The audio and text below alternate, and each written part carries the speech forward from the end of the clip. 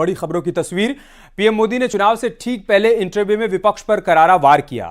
BJP के घोषणा पत्र को लेकर सीएम योगी ने प्रेस कॉन्फ्रेंस की। तीसरे चरण के लिए आगरा से मैनपुरी तक कई दिग्गजों ने अपना नामांकन किया। मुजफ्फरनगर में अखिलेश यादव ने जनसभा में बीजेपी पर निशाना साधा। एक ऐसे प्रत्याशी के बारे में भी चर्चा करेंगे जो 98 बार चुनाव हार चुके हैं और इस बार फिर से चुनावी मैदान में उतरे हैं। इसके साथ ही बात करेंगे भूमाफिया पर हुए कुर्की के एक्शन की।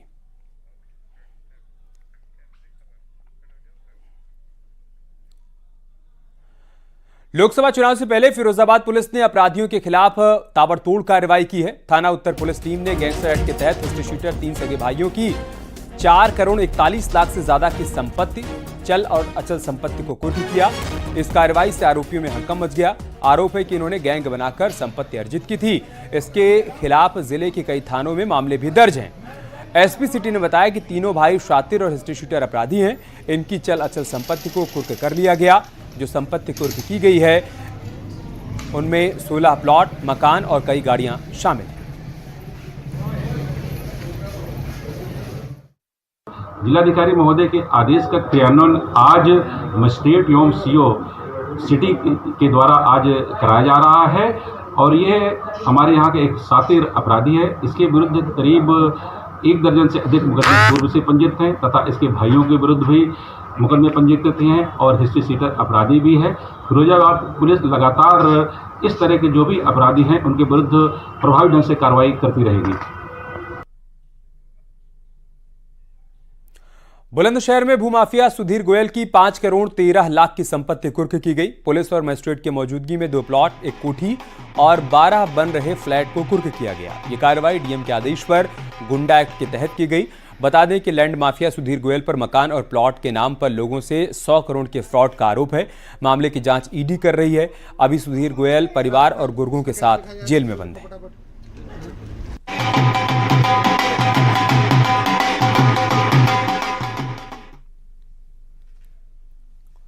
जौनपुर में गेहूं के खेत में भीषण आग लग गई। आग लगने से 3 बीघा गेहूं की फसल जलकर राख हो गई। मौके पर फायर ब्रिगेड की टीम ने पहुंचकर गांव वालों की मदद से आग पर काबू पाया। सूचना पर पहुंची राजस्व और पुलिस की टीम जांच पड़ताल कर रही है। शाहगंज इलाके के बीबीगंज चौकी क्षेत्र के कोपा गांव में गेहूं के खेत में आग लगी।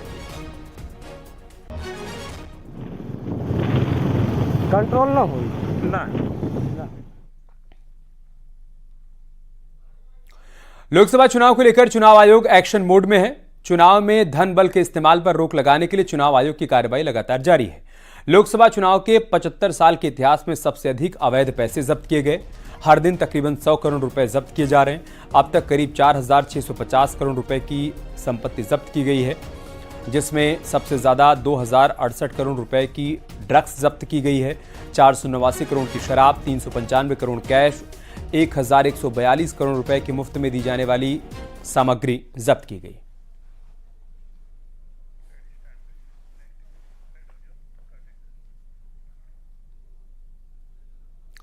सीएम योगी ने बीजेपी के संकल्प पत्र को लेकर लखनऊ में मीडिया से बातचीत की। इस मौके पर सीएम योगी ने कहा कि बीजेपी के संकल्प पत्र में विकास, गरीब, किसान, युवा और महिलाओं पर फोकस है।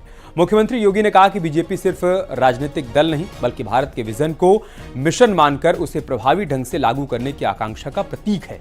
मुख्यमंत्री ने कहा कि मोदी जी का विजन हम सभी का मिशन है।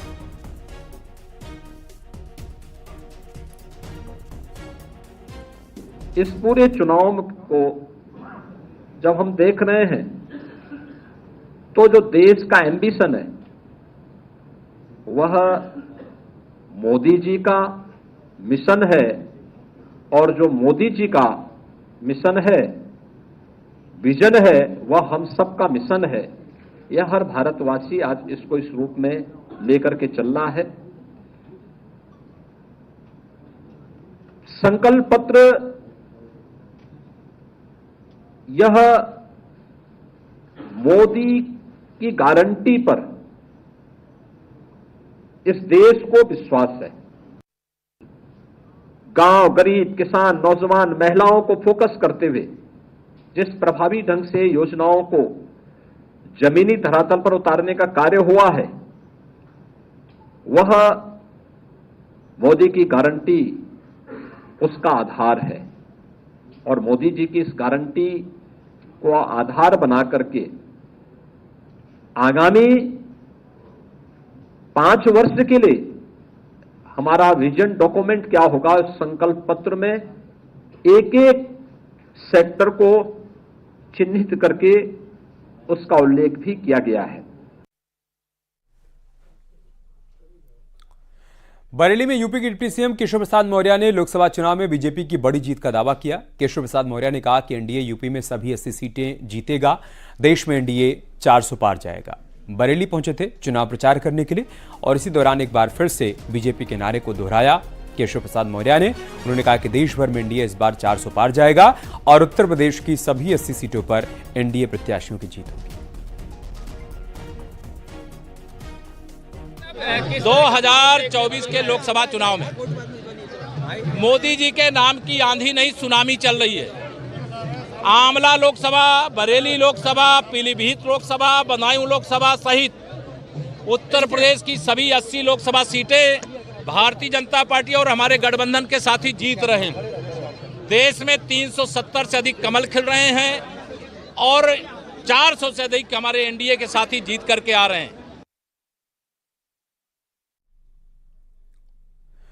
कासगंज में डिप्टी सीएम ब्रजेश पाठक ने जनसभा को संबोधित किया। सोरो में बीजेपी प्रत्याशी राजवीर सिंह उर्फ राजू भैया के लिए जनता से वोट की अपील की। डिप्टी सीएम ने कहा कि समाजवादी पार्टी की गुंडई और अराजकता से जनता परेशान हो चुकी है, ऊब चुकी है। समाजवादी पार्टी उत्तर प्रदेश में हाशिए पर जा चुकी है। एक तरफा चुनाव जीत रहे हैं, यहाँ कोई भी दल लड़ाई में नहीं है। समाजवादी पार्टी का जो गठबंधन है वो आकंठ भ्रष्टाचार के दलदल में डूबा हुआ है। समाजवादी पार्टी की गुंडई अराजकता से जनता ऊब चुकी है। समाजवादी पार्टी उत्तर प्रदेश में हाशिए पर है। एटा लोकसभा के चुनाव में प्रचंड बहुमत के साथ राजू भैया जीतेंगे। तो चुनाव की जीत है, जन जन की जीत है। एटा लोकसभा क्षेत्र के बीजेपी प्रत्याशी राजवीर सिंह उर्फ राजू भैया ने अपना नामांकन दाखिल किया। राजवीर सिंह उर्फ राजू भैया यूपी के पूर्व मुख्यमंत्री कल्याण सिंह के बेटे हैं। राजवीर सिंह एटा लोकसभा सीट से बीजेपी के मौजूदा सांसद भी हैं। नामांकन के दौरान उनके साथ उनके बेटे और यूपी सरकार के शिक्षा मंत्री संदीप सिंह भी मौजूद रहे।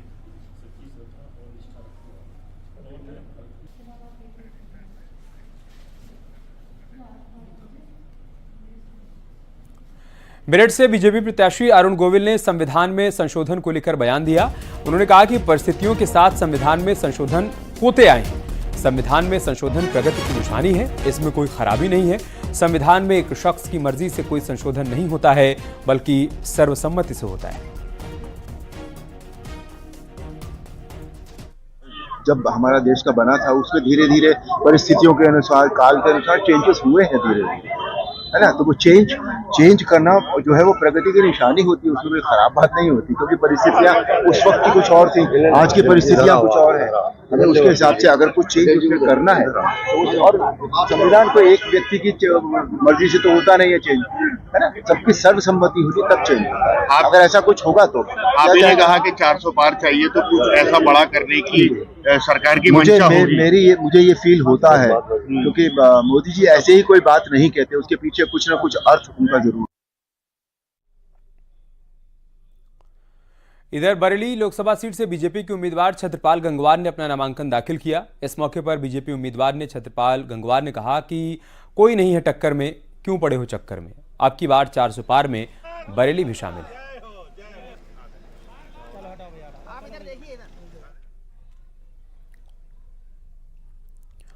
मुजफ्फरनगर में आज समाजवादी पार्टी के अध्यक्ष अखिलेश यादव ने जनसभा को संबोधित किया। अखिलेश यादव ने समाजवादी पार्टी के प्रत्याशी के पक्ष में वोट की अपील की। उन्होंने कहा कि पश्चिमी उत्तर प्रदेश में हवा बीजेपी के खिलाफ है, क्योंकि देश में महंगाई बढ़ी, बेरोजगारी बढ़ी। इसको लेकर लोगों में गुस्सा है। आज आपको वोट चाहिए, तब आप कहां थे जब 750 किसान। मुजफ्फरनगर की हवा और पश्चिम की से जो हवा चल रही है, इस बार भारतीय जनता पार्टी का सफाया होने जा रहा है।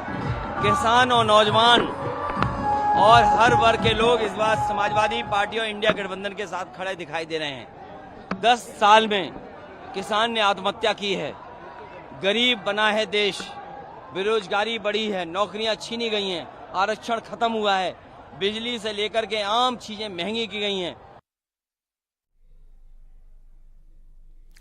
आगरा लोकसभा सीट से बीजेपी प्रत्याशी और केंद्रीय मंत्री एसपी सिंह बघेल ने आज अपना नामांकन किया। न्यूज 18 से खास बातचीत में उन्होंने कहा कि 2024 का चुनाव विकसित भारत के संकल्प का चुनाव है, इसलिए एक बार फिर केंद्र में बीजेपी की सरकार बनने जा रही है।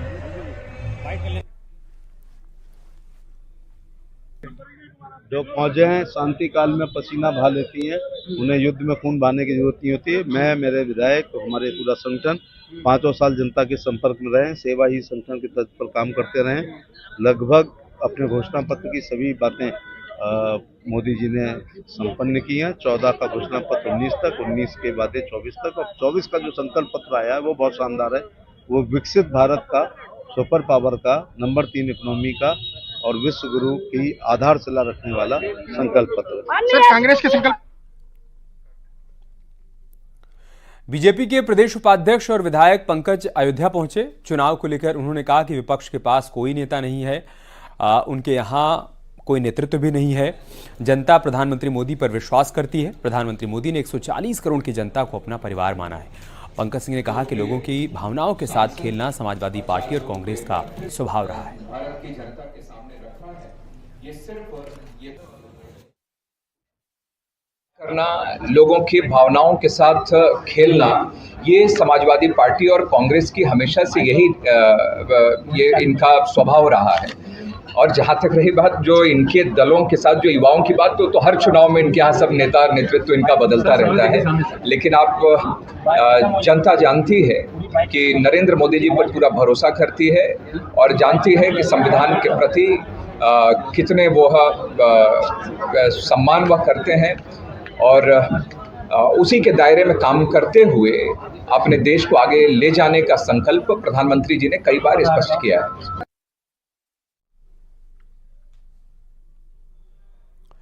फैजाबाद से बीजेपी के उम्मीदवार और मौजूदा सांसद लल्लू सिंह ने संविधान बदलने के वायरल बयान पर सफाई दी। लल्लू सिंह ने विपक्ष पर एडिटेड वीडियो वायरल करने का आरोप लगाया। कई नियम बदलने होंगे, संविधान में संशोधन करना होगा और बहुत सारे काम करने।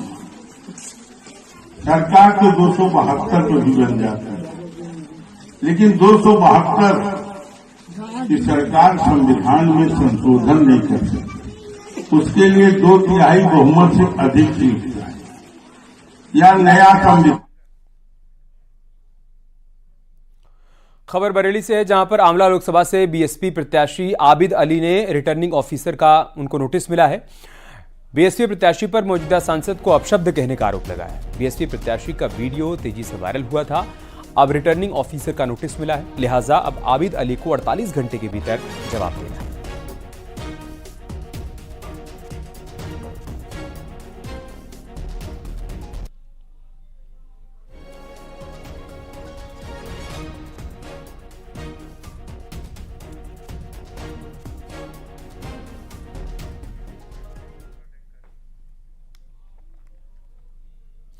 मुख्यमंत्री योगी आदित्यनाथ गोरखपुर पहुंचे, जहां पर उन्होंने गोरखनाथ मंदिर में भगवान गोरखनाथ की पूजा अर्चना की है, दर्शन पूजन किए हैं, अपने गुरुओं की समाधि पर जाकर पूजा अर्चना की है। तस्वीरें हम आपको दिखा रहे हैं। सीएम योगी आदित्यनाथ जो कि लगातार चुनाव प्रचार में जुटे हुए हैं और इसी क्रम में वो गोरखपुर पहुंचे, जहां पर गोरखनाथ पीठ पहुंचकर अपने गुरुओं को नमन किया है, गुरु गोरखनाथ को नमन किया है। विधिवत उन्होंने पूजा अर्चना की है। वो तस्वीरें सामने आई हैं। उत्तर प्रदेश में सभी 80 सीटों पर कमल खिलाने की जिम्मेदारी मुख्यमंत्री योगी आदित्यनाथ के कंधों पर। एक दिन में 3 जनसभाओं को वो संबोधित कर रहे हैं। आज बिहार में भी एक के बाद एक कार्यक्रम में शामिल हुए, जहां पर औरंगाबाद में, नवादा में रैली को संबोधित किया। उसके बाद अब जब वो गोरखपुर पहुंचे हैं तो गोरखनाथ मंदिर पहुंचकर गुरु गोरखनाथ की पूजा अर्चना की है और अपने गुरुओं को भी नमन किया है।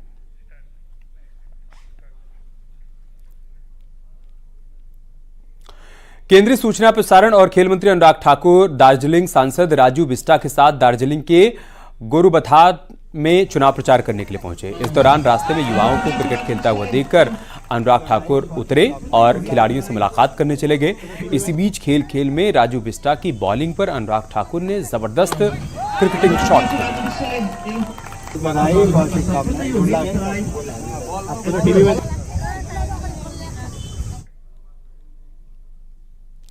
यहाँ रुक रहे एक छोटे से ब्रेक के लिए, जल्द लौटेंगे कुछ और खबरों के साथ।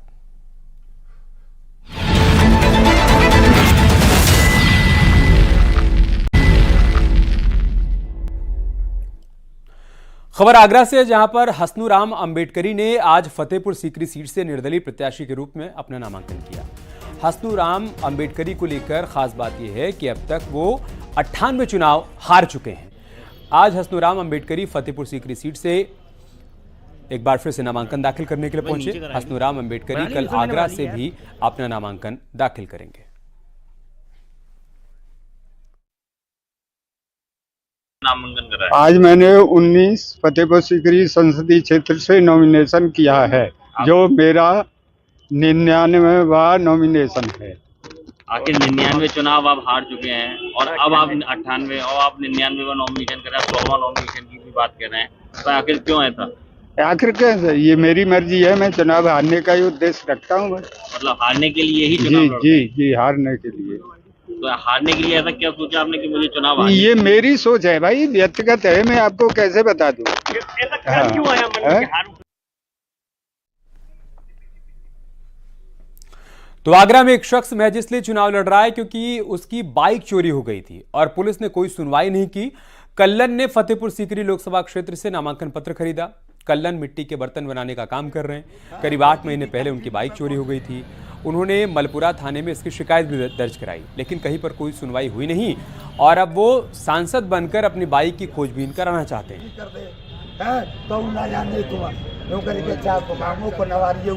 हम यह चाहेंगे कि जो प्रशासन की मदद की जाए। क्यों, प्रशासन बहुत परेशान है, कैसे नींद भर के सोता नहीं है। आपकी बाइक नहीं मिली इसलिए चुनाव लड़ने आया? हाँ, मेरा उद्देश्य ये है कि भाई पहले तो इनकी सुविधा की जाए, जो पूरी तरह प्रशासन की। क्यों आपको अभी लगता है कि प्रशासन अपना काम सही तरीके से नहीं कर रहा है? आप अगर जीत जाते हैं या सांसद बन जाते हैं तो प्रशासन इनकी सुविधा मैं करूंगा, जो गरीब जनता की करेंगे। क्या मुद्दे रहेंगे इस चुनाव में? हमारे मुद्दे पहले नंबर प्रशासन की सुविधा, क्या सत्य।